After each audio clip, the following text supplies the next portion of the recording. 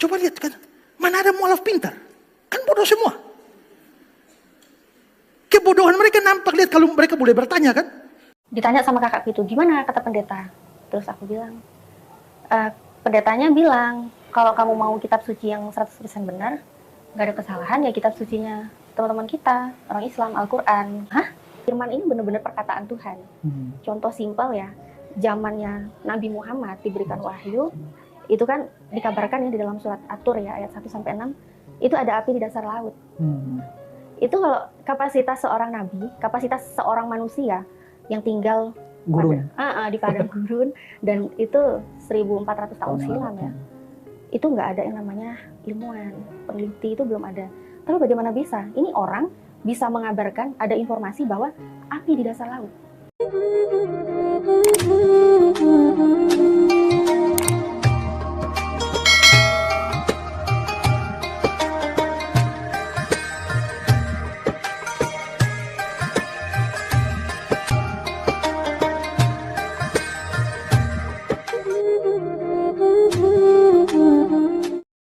Assalamualaikum warahmatullahi wabarakatuh. Masih kembali di channel terbaru saya. Terima kasih pada teman-teman masih setia menonton, mendukung, menyaksikan konten dari channel ini.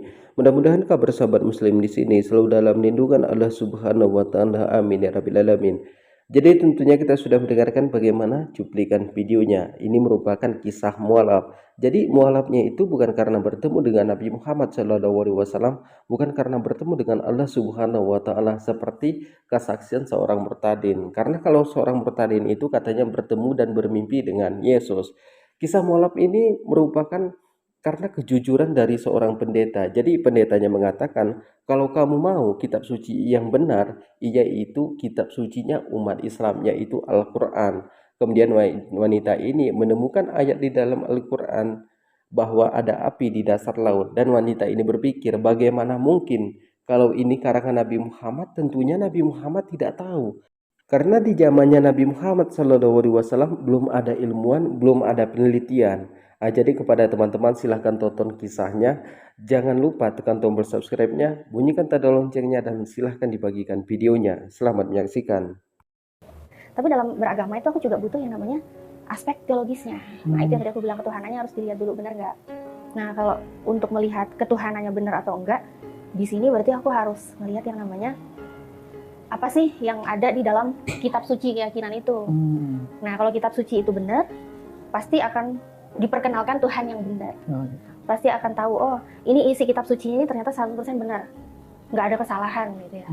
Dan pasti kitab suci ini bisa membuktikan ini kapasitas isi firman ini benar-benar perkataan Tuhan. Contoh simpel ya, zamannya Nabi Muhammad diberikan wahyu, itu kan dikabarkan ya di dalam surat At-Tur ya, ayat 1-6, itu ada api di dasar laut. Itu kalau kapasitas seorang nabi, kapasitas seorang manusia yang tinggal di padang gurun, dan itu 1400 tahun silam ya, itu nggak ada yang namanya ilmuwan, peneliti, itu belum ada. Tapi bagaimana bisa? Ini orang bisa mengabarkan ada informasi bahwa api di dasar laut, dan itu tercatat di dalam Al-Quran, surat At-Tur ayat 1-6. Ini dari mana? Kapasitas ini dari mana bisa tahu ini kalau bukan datang dari yang maha tahu? Bahkan garis edar tata surya di dalam surat Al-Anbiya ayat 30, surat Al-Anbiya ayat 33. Situ matahari, bulan, bintang, matahari dan bulan ya, itu beredar di garis di garis edarnya. Ini dari mana lagi coba yang tahu kalau yang memberitahu itu bukan yang maha tahu? Dan di situ ternyata terbukti gitu, semakin zaman ini kebenaran apa yang disampaikan itu benar. Kalau misalnya itu hanyalah kapasitas dari manusia, itu kayak nggak masuk akal banget ya, tahun udah lama gitu, kok bisa ketahuan sekarang kan kebukti kebenarannya. Itu hal-hal untuk terbukti secara ilmiahnya ya, kalau itu memang datang dari Maha Tahu. Dan benar-benar aspek teologis ini membawa menyembah ke Tuhan yang benar kan, ada ibadahnya. Iya, betul. Ibadahnya benar. Di saat Allah memerintahkan, sesungguhnya aku ini Allah, sembahlah aku dan dirikanlah sholat untuk mengingat aku, dalam surat Toha ayat 14. Ini Tuhannya memerintahkan gitu, jadi nggak ada kebingungan di dalam Islam, siapa yang harus aku sembah? Nama Tuhan aku siapa? Itu sejalan semua. Jadi apa yang diajarkan para ulama, para ustadz, ya seterusnya itu sumbernya dari Nabi juga ya kan, itu ternyata sesuai dengan apa yang Allah perintahkan di dalam Al-Quran. Jadi semua jelas, oh ya ini kitab sucinya benar, ternyata perintah kitab sucinya pun kita nggak bingung siapa yang harus kita sembah. Ternyata ada Allah di situ, Tuhan yang harus kita sembah. Kita disuruh sholat. Semuanya ada ibadahnya. Dan ternyata sholat, aspek ibadah ini pun penting gitu loh. Ini beneran perintah dari Tuhan atau perintah pikiran manusia. Kita tahan sejenak kisah dari mualaf ini. Jadi wanita ini menjadi seorang mualaf bukan karena ulama, bukan karena ustadz, tapi karena Al-Quran. Dan dia ini juga berkat kejujuran dari seorang pendeta. Jadi wanita ini menemukan ayat di dalam Al-Quran itu bahwa ada api di dasar laut. Kemudian matahari dan bulan itu beredar menurut garis edarnya. Jadi itu yang ditemukan oleh wanita ini. Makanya sering saya sampaikan bahwa Al-Quran itu tidak pernah bertentangan dengan sains, teknologi, meteorologi. Kalau ada kitab suci yang bertentangan dengan sains, teknologi, meteorologi, artinya bertentangan dengan ilmu pengetahuan, itu bukanlah sebuah kitab suci. Karena menguji sebuah kitab suci itu, apakah kitab suci ini bertentangan dengan sains, teknologi, meteorologi? Apakah ini bertentangan dengan ilmu pengetahuan? Seperti itulah cara menguji keaslian kitab suci. Jadi kita lanjutkan. Aku santai ya, aku duduk. Papaku nanya, Lia, kamu kenapa ninggalin Yesus? Aku jawab, aku tuh gak ninggalin Yesus, Pak. Justru karena aku ngikut Yesus, makanya aku masuk Islam. Nah itu Papa langsung, ampun Tuhan, kata Papa gitu. Ajaran macam apa ini? Ajaran apa lagi nih? Terus aku jawab, ya ajarannya Yesus, Pak. Yesus itu punya Tuhan. Aku bilang gitu. Ya udah, terus akhirnya Papa cuma nangis-nangis gitu kan. Mama juga nangis, semua nangis, kakak nangis.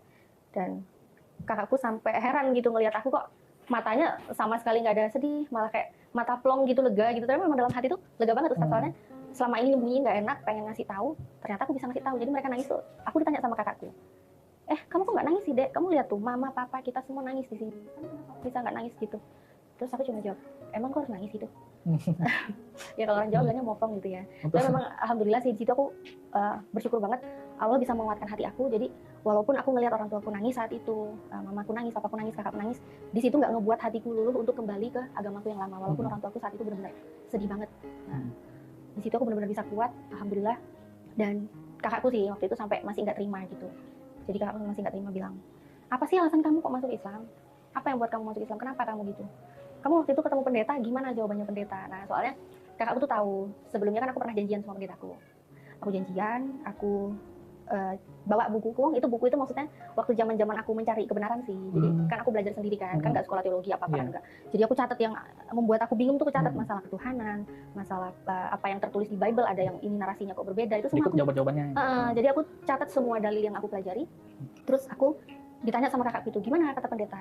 Terus aku bilang, pendetanya bilang, kalau kamu mau kitab suci yang 100% benar, nggak ada kesalahan, ya kitab sucinya teman-teman kita, orang Islam, Al-Quran. Pendetanya bilang gitu. Dan dulu aku cuma kaget kan, aku cuma, hah? Iya, kalau kamu mau kitab suci yang 100% benar, nggak ada kesalahan, kitab suci Al-Quran. Karena itu langsung datang dari Tuhan. Dia ngomong gitu, pendeta ngomong gitu. Terus kakakku ya nggak percaya lah, nggak mungkin dia bilang gitu kan. Alhamdulillah kita sudah mendengarkan bagaimana kisah dari seorang mualaf ini. Mudah-mudahan dari keluarga kakak ini bisa mengucapkan 2 kalimat syahadat tanpa paksaan dari siapapun.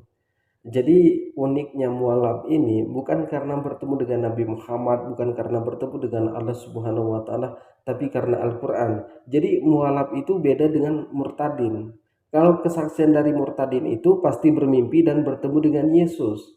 Kalau kita tanya seperti apa wajah Yesus itu, seperti yang ada pada gambar sekarang ini, mereka tidak tahu. Kalau yang ada pada gambar sekarang ini lukisan dari Leonardo, setiap negaranya berbeda. Jadi inilah kebohongan dari seorang murtadin. Rumusnya, orang murtadin itu 1 jengkal, cocok di perut, cocok di bawah perut, maka mereka itu menjadi seorang murtadin. Itu rumusnya orang murtadin. Tapi kalau mualaf itu menggunakan pikirannya, menggunakan isi kepalanya.